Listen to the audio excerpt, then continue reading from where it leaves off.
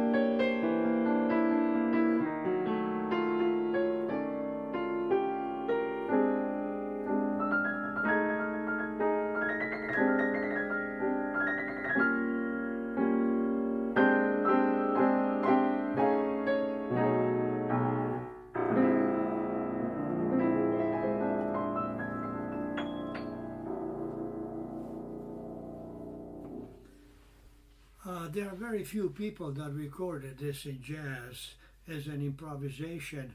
Harry James did a beautiful version with an orchestra. Buddy DeFranco, it's hard to find, but I did record it on my album Street Scene. You can go to YouTube, and had a wonderful trio with Larry Grenadier on bass and Akira, and we did a more of a bluesy version. The music in the film's a little more romantic. The films you might like to see on YouTube where this is featured is a film noir with Victor Mature and Richard Conte, Cry of the City. And one of the originals was before that, Richard Widmark, called Kiss of Death with Victor Mature. This is the first role for Richard Widmark, which made him a star, actually. He acted a psycho. He did a great job. A good movie. And that's Alfred Newman. He used another movie you might want to see, Dark Corner. Mark Stevens and Lucille Ball, before she became Lucy and Desi, looked very attractive. She was a secretary to Mark Stevens, detective. So next we go, Kurt Weill. This is not a film noir, it's a romantic film. It could have been on Broadway, One Touch of Venus, but it's a film with Robert Walker. And he dresses the mannequins in a department store. And one of the mannequins looks like Ava Gardner. And she comes to life. He falls in love, and a fantasy, but beautiful themes, Speak Low. And also in the film is Dick Hames, who was an actor too. He sings it in a romantic way. This is Speak Low, but a lot of people have swung it. McCoy Tyner recorded it swinging. In a romantic format, you can hear it by Sarah Vaughan, I believe, also Carmen McRae. Speak Low.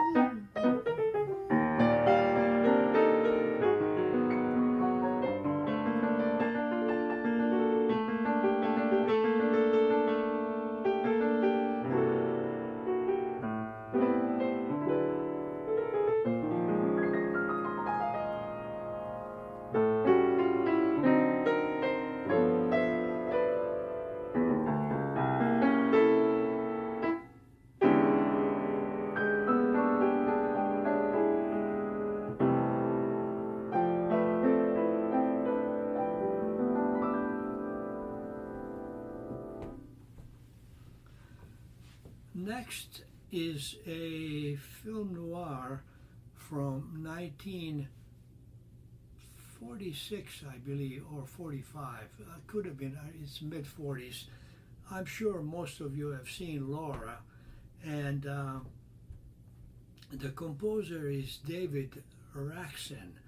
He wrote the beautiful theme of Laura, and that became big jazz standard, recorded by so many people: Charlie Parker, Dexter Gordon, Errol Garner, and a lot of these composers, except for two, they were trained to orchestrate. David Raksin studied music. Two composers, Harry Warren, Irving Berlin, had a great sense of melody, but they needed help notating the music, where I'll mention some others. They actually Victor Young and let me see, Bronislaw Kaper wrote symphonic scores. So either way, no matter, those melodies were beautiful.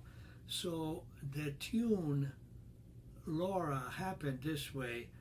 Otto Preminger loved Duke Ellington, as I mentioned. They did Anatomy of Murder. He was ready to do Sophisticated Lady, which also could have worked. Beautiful tune. David Raksin said, give me a weekend and let me try something. On a Monday he brought Laura, and that did it. Now, Errol Garner, as most of you know, did not read music. He listened to his sister play classical music then, like a gypsy Roma, natural musician. He heard it and he could play it. But the guy had such sophisticated harmonies, and it just came from inside, and his use of the piano was full, top and bottom. And this is it's hard to duplicate things, but it's kind of reminiscent the way he did it with a full range of the piano. Laura.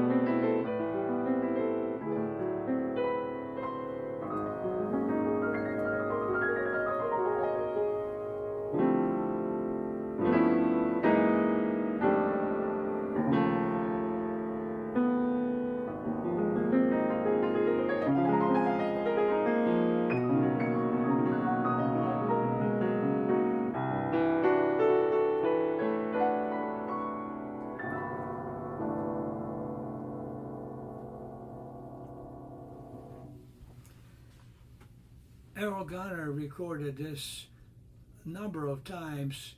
My favorite version, he does only one chorus and it sounds like a harp. He does such beautiful colors on the piano. And then he could play funky, as you know. And this is on Columbia. Could be CD called The Essence of Errol Garner. Great, great, great musician.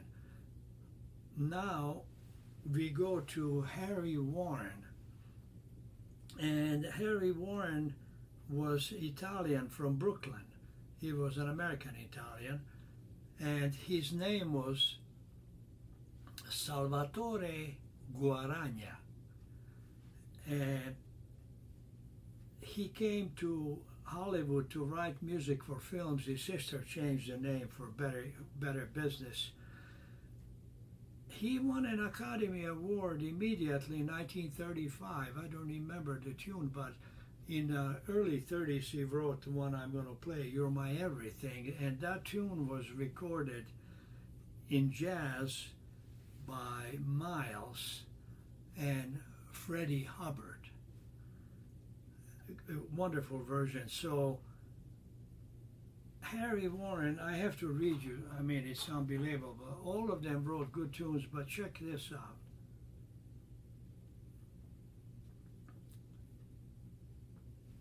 Besides sophisticated standards, he wrote pop tunes. That's Amore, When the Moon Hits Your Eye Like a Big Pizza Pie, Affair to Remember. And then Chattanooga Choo Choo, Affair to Remember, You'll Never Know, Academy Award, At Last. There'll Never Be Another You, a great jam session tune. Jeepers Creepers, Atchison, Topeka, Santa Fe, Lulu's Back in Town, Lullaby of Broadway, 42nd Street, I Only Have Eyes for You, You Must Have Been a Beautiful Baby, $1 Million Baby. And he just kept coming up with so many wonderful tunes, and that in the 30s, Michael Feinstein did a lot of research, really good piano singer, and he mentioned that he worked with Ira Gershwin later. He mentioned that Ira told him in the 30s, they openly stated in a complimentary way that they were envious, that they wished they could write like him. But what was interesting, Harry Warren referred to him, Harry who? People would come out of 42nd Street. He wasn't a promotional guy. Like when Irving Berlin had a movie tunes, his name would be all over the billing and everything. And so Harry referred to himself as Harry who, you know. But he is remembered for these tunes. So I'll play this one and tell you something funny.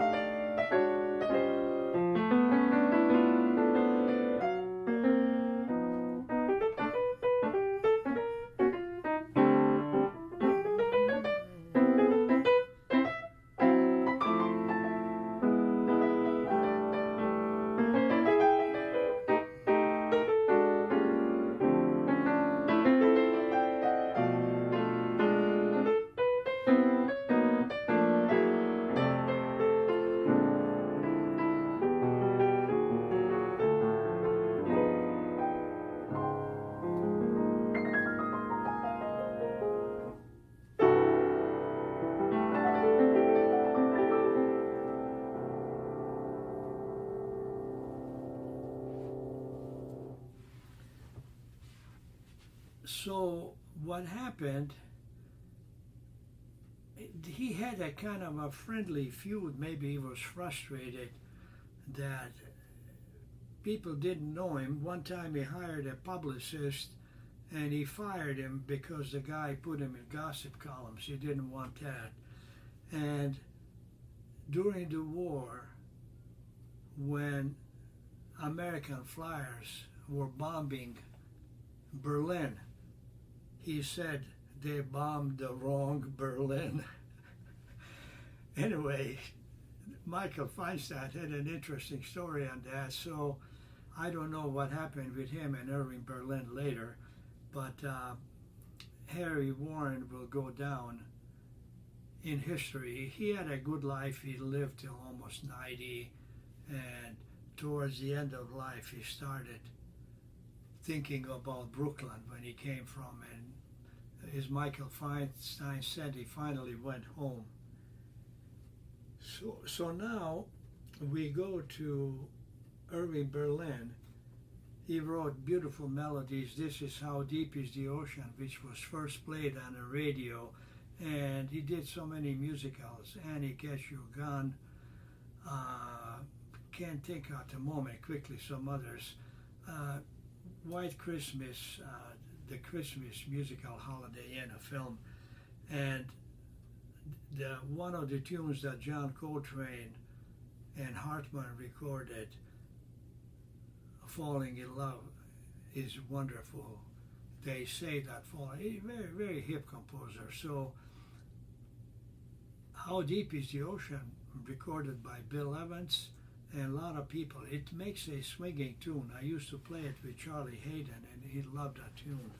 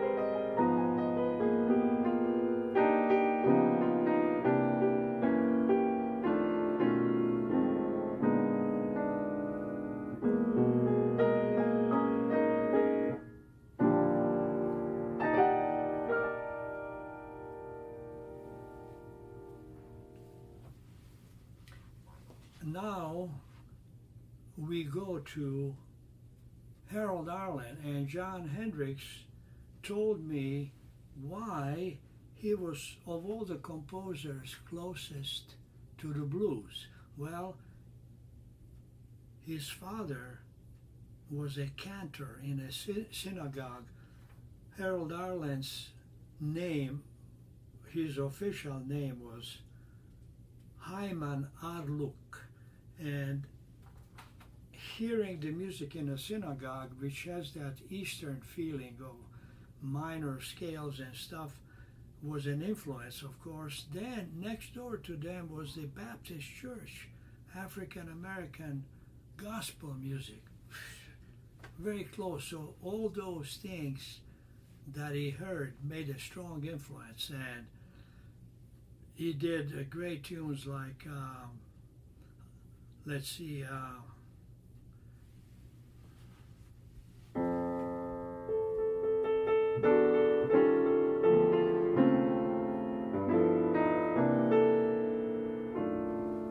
Come Rain or Come Shine, and this tune was from a film, Blues in the Night. It's about touring young musicians. They were riding the railroad train boxcars and until they got more famous. And in this movie, where you'll find interesting, Blues in the Night, the later famous director Elia Kazan plays a clarinet player. Anyway, this is the theme, Blues in the Night. And the other interesting thing about that, Harold Arlen, besides the bluesy tunes, had sophisticated harmonies. One of his hippest tunes, very advanced harmonically and moving, was Last Night When We Were Young. Peggy Lee did a great recording. Also Art Farmer with Quincy Jones. Quincy did some great string writing. And anyway, this tune has an interlude in between the blues. And I'll start off with the interlude, then Blues in the Night.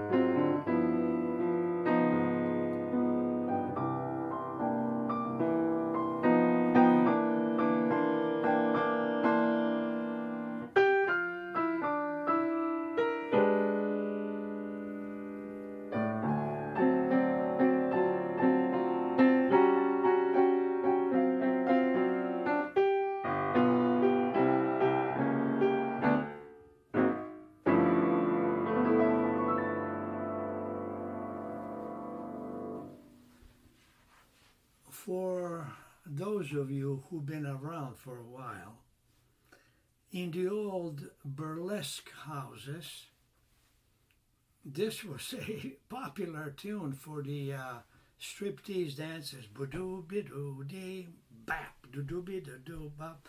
Anyway, I only subbed in those places. They offered me a steady gig on Broadway in San Francisco, Moulin Rouge. See, but a lot of those places, they weren't dumps. This was a place where business guys went with suits, and they had an MC, they had a show. Those were the days. Burlesque, whatever you want to call it. So that was one of the popular tunes in those places. And then, speaking again of Harold Arlen, the black musical Stormy Weather with Lena Horne, Fats Waller, Bojangles Robinson dancer Cab Calloway, and beautiful movie with wonderful tunes, and this is Stormy Weather.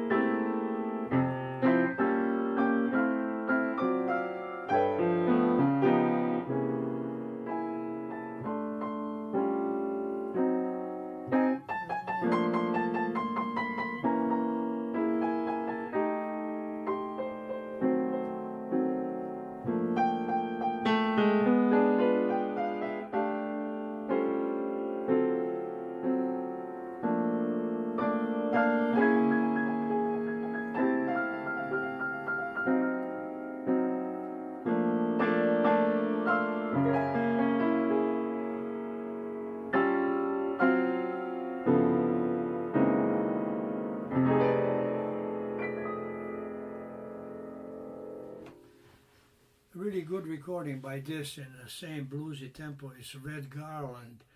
It's a tune playing the weather tunes, rain, stormy weather, something spring, but yeah, Red Garland did a nice version. And speaking of Cab Calloway, my history in music has been amazing. I played with so many people. They just kept opening up. I was the house pianist on Channel 7 from 74 to 84. Tony Bennett comes, I bring a trio of Rosemary Clooney. Cab Calloway comes and I played solo. Cab Calloway was could have been 70. What energy. He said, let's do Get Happy. But I mean, the guy's on top of the beat. He's swinging. And then after that, we went to Macy's for the afternoon. He had a new book of Minnie Moocher and me, and he's selling the book, and we kept playing while people were buying books. But what a great day. He gave me the book, autographed it. So it was a hell of an experience. Yep, let's see here. I did mention the Academy Awards music. This is something like this today. They win the Academy Awards.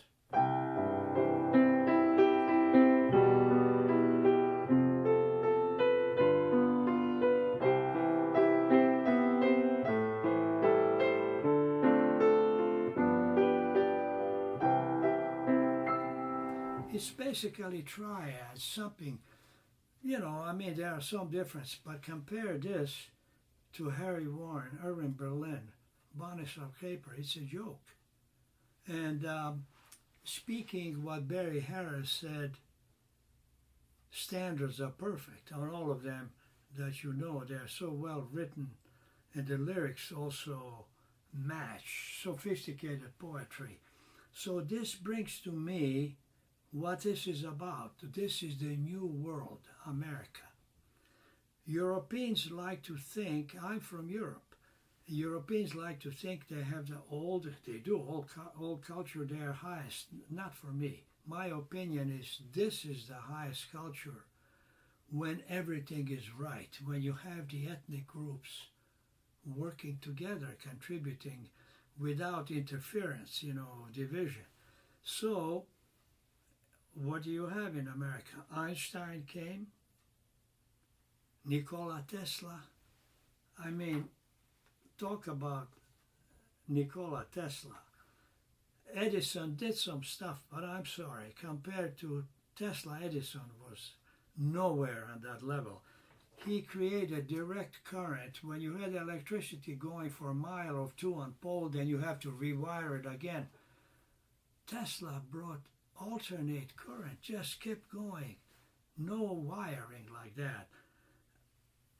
Wireless cell phones today, all the space stuff, that's him. Radio, Marconi, no. Marconi ripped him, and because Tesla was so busy inventing things, Marconi jumped the patent. And what happened as a proof? You don't have to believe me, go to Google. Supreme Court in 1943 reversed it, gave it back to Tesla. He's the guy. He did a remote control, laser beam, neon light, Chicago lighting for the World's Fair, Niagara Falls. I mean, there's no end for what this guy did. So that's America. Then when you have all these ethnic groups, you have the great black orator, statesman Frederick Douglass, and let's have somebody from Mexico. The arranger, Johnny Richards, do you know that name? He wrote for Kenton, Cuban Fire. You know what his name was? From Mexico, Juanito Cascales. And you know this, he wrote a popular tune, Young at Heart. Fairy tales can come true, it could happen. This is Juanito Cascales. He also wrote for Dizzy Gillespie. Go to YouTube. Put in Dizzy Gillespie, Can You Recall? Is the name of the tune. Check the sophisticated strings, woodwinds, brass, I mean high level. See, these were all people from foreign countries. That's what America is great. When you don't mess with people, they create phenomenal things. A film noir. Let me have a little water, 1 second.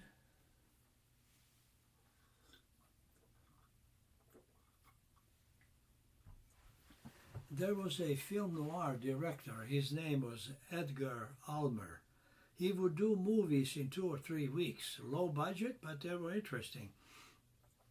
How many of you have seen Detour? Tom Neal plays the pianist, and he has a nice lady friend in New York, and the theme is by Jimmy McHugh, I Can't Believe You're in Love with Me. So he goes to LA maybe to bring his lady friend once he gets into more business for a positive trip. On the way, on a hitchhiker, he meets this lady, Ann Savage, the actress. Oh man, that's the end. Disaster and terrible ending. Anyway, the tune, I Can't Believe You're in Love with Me. Remember this. Go to Cane Mutiny. It was revived in that film in '54.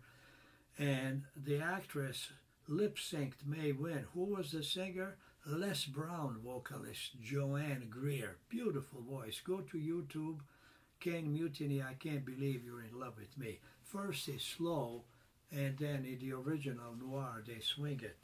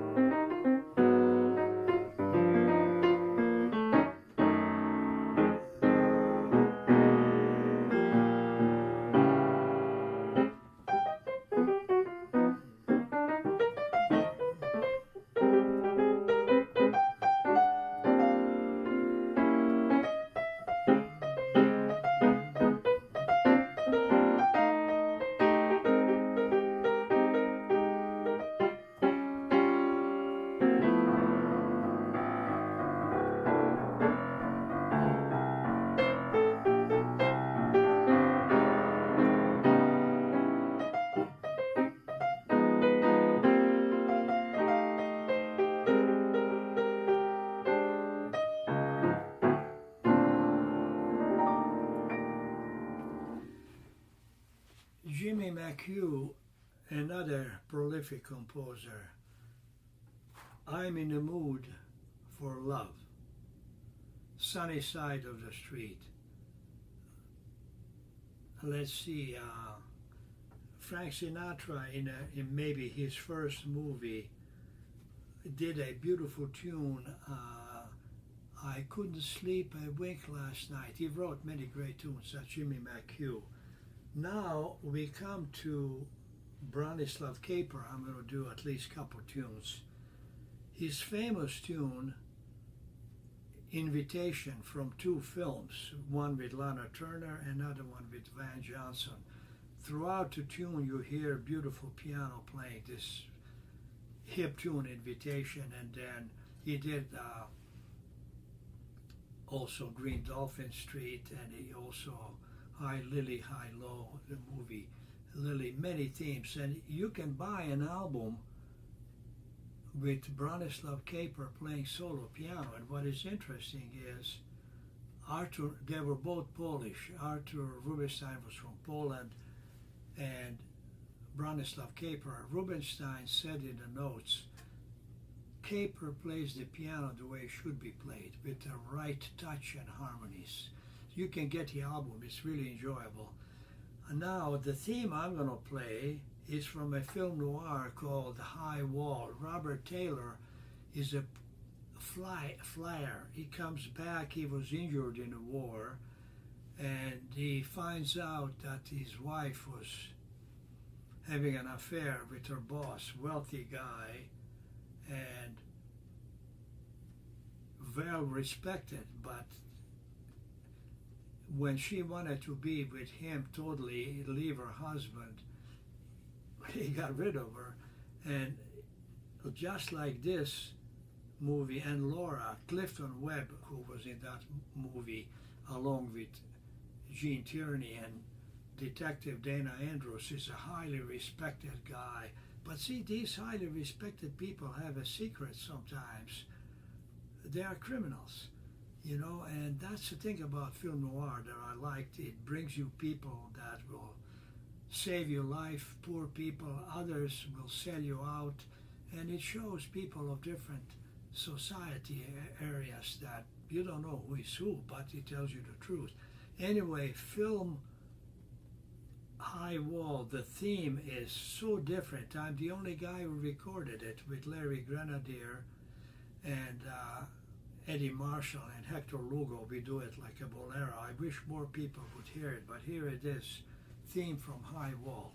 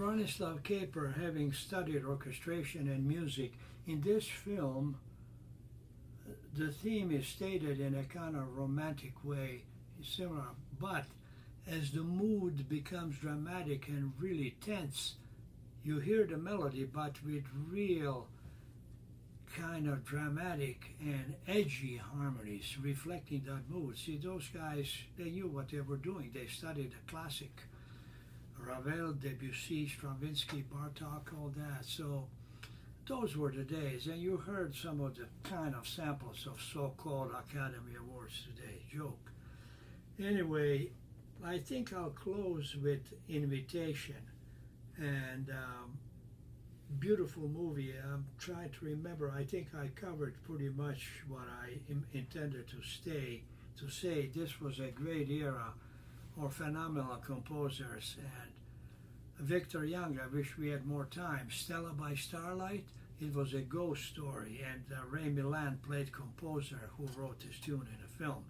Also, Victor Young was nominated for so many tunes. He was an orchestrator, and he won for one pop tune as the best song of the year, Around the World in 80 Days. Also, Victor Young wrote another big jazz hit. They all became jazz hits.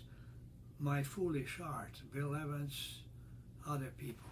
So here is Invitation, Bronislaw Kaper.